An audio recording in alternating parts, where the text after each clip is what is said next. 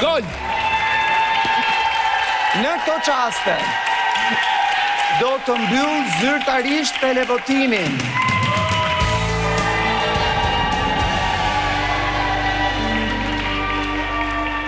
Kemi mbyllur kështu televotimin mes Gertës, Aldos dhe Jozit, të cilët kanë qenë në televotim prej ditës së martë. Njëri prej tyre do të lërë sonte shtëpinë përfundimisht. Shkojmë aty brenda. Atëre, yje jam me ju sapo kam mbyllur televotimin për treshën e televotimit për Aldon, Jozin edhe Gertën. Ndërkohë Gerta, si që thash edhe në hyrje të programit, ka qenë disi e ngarkuar e kuptueshme. Është një nënë e cila nuk i ka atakuar fëmijët prej 98 ditësh dhe nuk ka ndodhur kur në jetën e saj, për shkak se fëmijët falë Zotit i jetojnë afër, pra nuk kanë shkuar me shkollim jashtë edhe që ndodh ndonjëherë, po besoj unë asnjë mama nuk do t'i linte fëmijët edhe sikur të ishin në fund të botës të qëndronin kaq larg. Ata kanë dashur shumë dhe kanë qenë shtysa kryesore që Gerta ta bënte këtë përvojë dhe vërtet me mbështetjen e tyre kam ardhur. Absolutisht dhe në fakt për Gertën vetë ndërkohë në fillim ishte disi e lehtë, por pastaj me çdo ditë që kalonte bëhej më e vështirë. Dhe në momentin kur ata në sfidën e mos reagimeve që vllai i madh i dha banorëve ishin në obor, ajo nuk reagoi ti takonte edhe pse i kishte pak metra larg. Kështu në gjithë të vazhdën e emocioneve ka thyer një nga kutitë e emergjencës që ishte kutia e telefonatës, me dëshirën për të folur me fëmijët e saj. Por ja se çfarë ndodhi.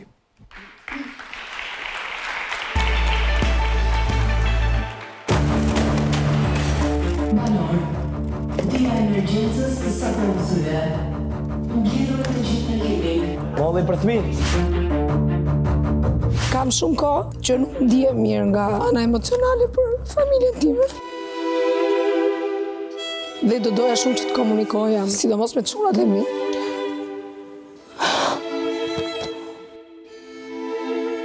Telefonatën e përzgjedhur nuk mund ta përfitosh ti. Gerta jepe kujt dush se doja do ta kthej mbrapsh. Meqense dhe Aldo kishte gjithë të ditë që e kërkonte ta thyente kutin për gocën. Okej. Po si t'ja bëjmë se unë duhet që të flasësh ti, më kupton? Aldos,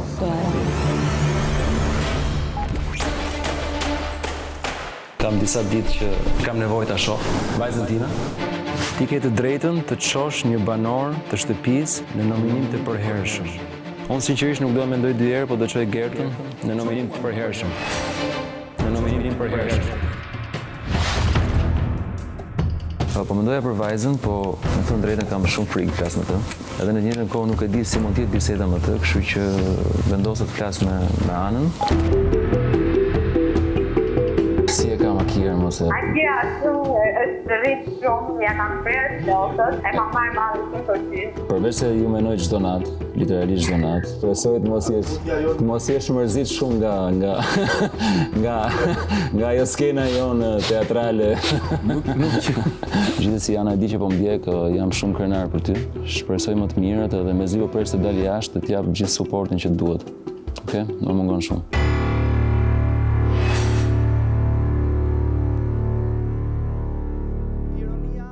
Ironia e kutive të emergjencës, ajo e thyer nga Aldo në fillim bëri që vetë Aldo të zgjidhte që Gerta të ishte në nominim të vazhdueshëm, dhe ndërkohë, kjo që Gerta theu, duke qenë se nuk mund të telefonatën ta merrte për vete, i dha një të mirë Aldos, ndryshe nga ç'bëri ai me kutinë e tij të emergjencës. Gerta, pse? Në fakt kanë kaluar shumë kohë që nga kutia e parë e Aldos, ku më vendosi mua në nominim përhershëm në shtëpi.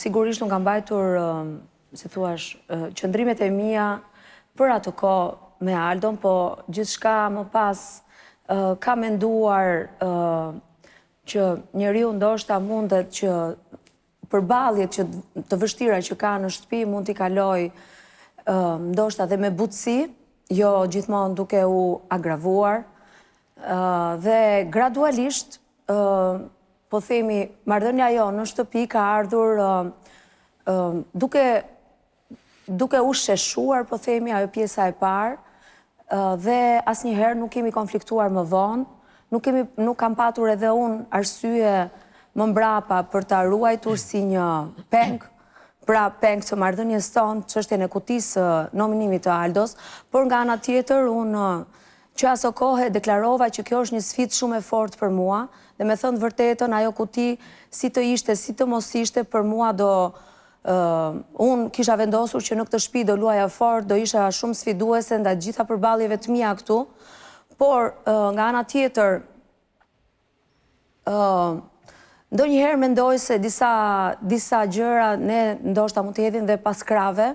Unë nuk e kam në karakterin tim hakmarrjen dhe gjithmonë kërkoj nga personat që të kemi një mundësi të dytë për të krijuar qoftë edhe një marrëdhënie të re.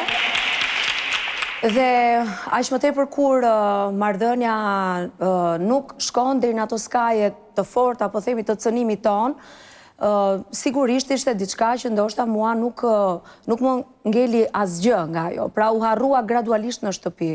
Dhe duke qenë se jam në rolin e nënës, Aldo kishte shumë kohë që... Gerta, dua të kujtoj që, e di që Aldo kishte shumë kohë, po aty nuk dua të relativizoj malli për fëmijët, malli për motrën, malli për nënën, për baban e tjera me radhë, nuk do doja ta bëja këtë, malli është personal, e ndjejmë secili sipas mënyrës tonë. Ajo që dua të them është që, në fakt, ti je një nga personat që i kërkon vazhdimisht banorëve të tjerë llogaridhënie për të qenë koherent, pra për të mbajtur qëndrim. E ke bërë këtë gjën me Laertin, e ke bërë me Rozanën, e ke bërë me Gjestin, e ke bërë me Eglin. Dhe ndërkohë, vetë ti, kur vjen puna tek diçka kaq e madhe, sepse po flasim për të qenit në trysnin e televotimit, thuaj se çdo javë të qëndrimit tënd në shtëpi. Po, e vërtet.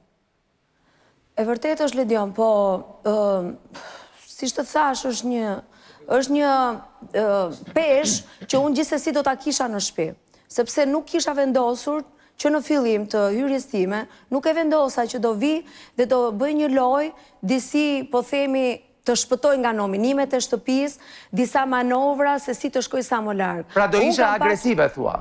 Po, ndoshta, po. Besoj që po. Unë me këtë ide kam hyrë për agresive në kuptimin që... Po, patjetër, agresive në kuptimin e një loje me nerve, një loje të përfshirë, me qëndrime, me ballafaqime. Duhet të përfshirë në situata, ballafaqime, ndërsa për çështjen e llogarisë, Aldon, mbi të gjitha nuk e kam parë dhe si një konkurrent përballë meje, si një kundërshtar.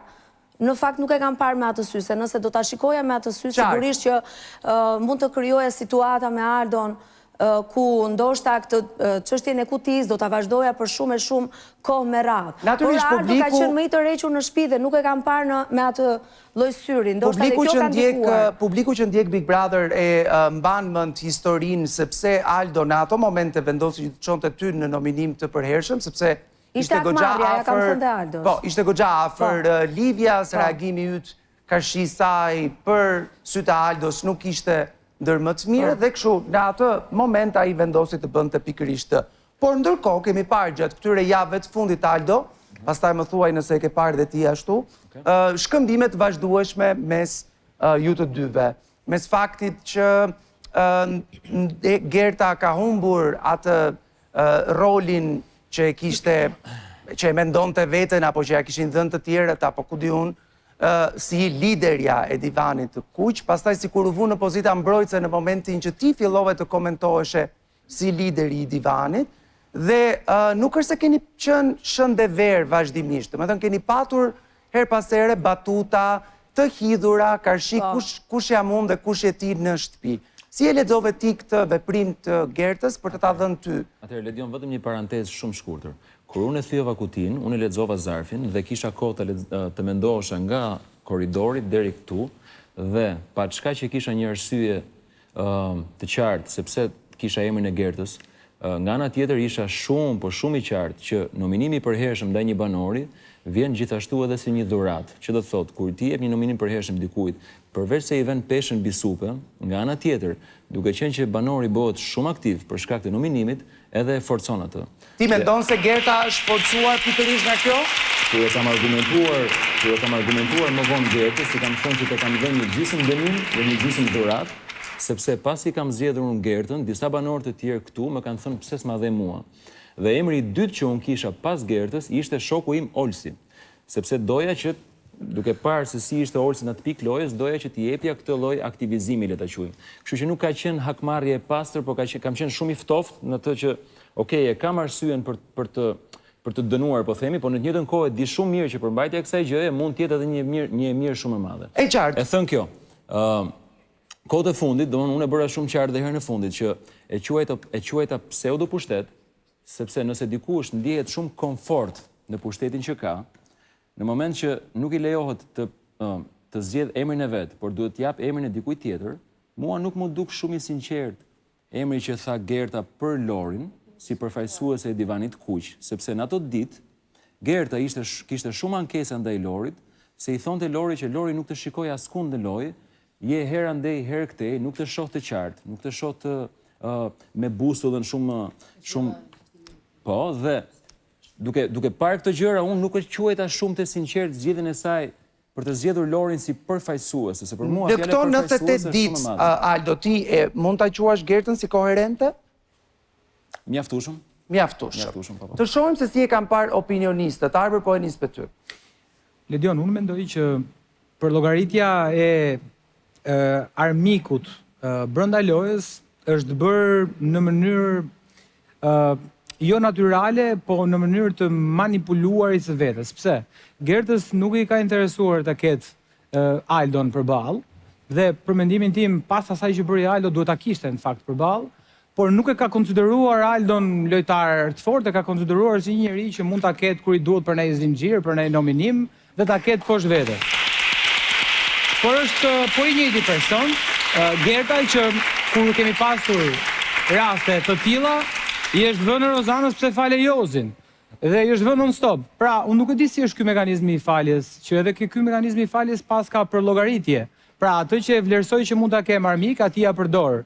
Atë që se vlerësoj se si lojtar brenda lojës, atij nuk ja përdor dhe e kaloj këtë gjë sikur s'ka ndodhur asgjë. Pra, Albert, mund të reagoj?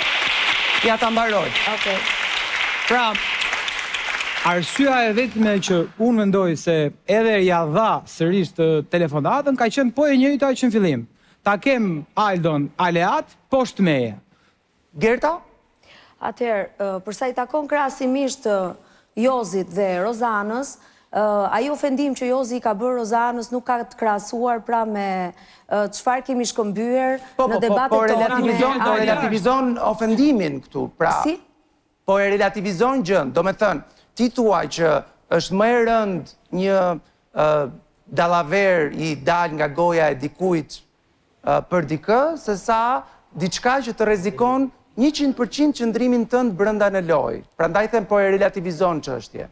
Po, që nga koha e kutis ka kaluar shumë kohë. Dhe unë Ka kaluar më shumë si 100, kjo është e sigurt. Një sekond më, se po flas me Arbrin. Që nga koha e kutis ka kaluar shumë kohë. Dhe unë nuk është se e kam parë me ato sy Aldon dikur, si një konkurent po themi përballë meje, dhe tani e kam afruar. Pra marrëdhënia ime me Aldon nuk është se ka qenë, po themi, dikur ka qenë sulm, apo kundërshtar dhe tani është ndryshe. Është një marrëdhënie që ka qenë konstante, pak a shumë me ulje ngritjet e veta, por nuk është se ka qenë një marrëdhënie ku unë jam sulmuar nga Aldo, apo Aldo është sulmuar nga mua. Sepse, si që të thash, nominimin tim të përhershëm, nuk që aso kohë e kam cilësuar si sfidën më të fortë në këtë shtëpi. Një sfidë që mund kishe dalë jashtë shumë kohë më parë. Pra, a vlen më shumë kur dikush ofendohet, merr faljen dhe ja fal, apo kur dikush çon televotim të përhershëm dhe mund kishe dalë. Pra, pse në këtë rast ti ja fal ke krejt kollaj, kurse ajo një ofendim s'duhet ja fali, për shembull. E kuptoj, po unë e mas me forcën time si lojtare Arbër këtu, dhe mendoj që unë në këtë Big Brother kam luftuar në mënyrë sistematike dhe kam ruajtur të njëjtat linja, po themi, nuk është se kam sulmuar, apo diku jam tërhequr, por kam luajtur në mënyrë sistematike dhe gjithkohës kam qenë luftëtar. Neda. Kështu që Nuk mendoj që në këto 100 ditë gjithçka ka qenë e rrotulluar rreth skemës edhe rreth lojës. Ka situata shumë të shpeshta njerëzore që një banor thjesht zgjedh pjesën njerëzore dhe zgjedh të jetë njeri. Gerta është nën e 2 fëmijëve, pati një nevojë të jashtëzakonshme për të komunikuar me djemtë të saj, nuk ju dha mundësia për shkak të asaj që Zarfi përmbajnte dhe atë dhuratë zgjodhi t'ja bënte një babai për të komunikuar me vajzën e tij dhe mendoj që kjo do ishte një zgjedhje që të gjithë do ta bënin nëse do ishin në vendin e Gertës. Okej. Po ju lë pak me njëri tjetrin, ju lutem mbyllim lidhjen me shtëpinë dhe vetëm pas pak do të zbulojmë se kush prej Aldos, Gertës apo Jozit do të lërë shtëpinë sonte. Ndërkohë, do doja t'ju kujtoja të gjithëve që prej pak kohësh, prej pak orësh ka nisur shitja e biletave të festivalit më të madh muzikor në Ballkan, Eagle Beat, në data 13, 14 dhe 15 qershor. Me disa nga emrat më të mëdhenj, të parët janë zbuluar sonte, globalisht të njohur Dimitri Vegas dhe Like Mike, kështu që shkoni për të blerë biletat me një çmim shumë të skontuar dhe biletat janë me një numër të limituar, mos harroni kuadër.com, shkoni dhe blini biletën tuaj tani. Për 13, 14, 15 qershor, ku do shkojmë dhe do bëjmë party këtu në Tiranë. Ka publicitet, rikthehemi pas pak.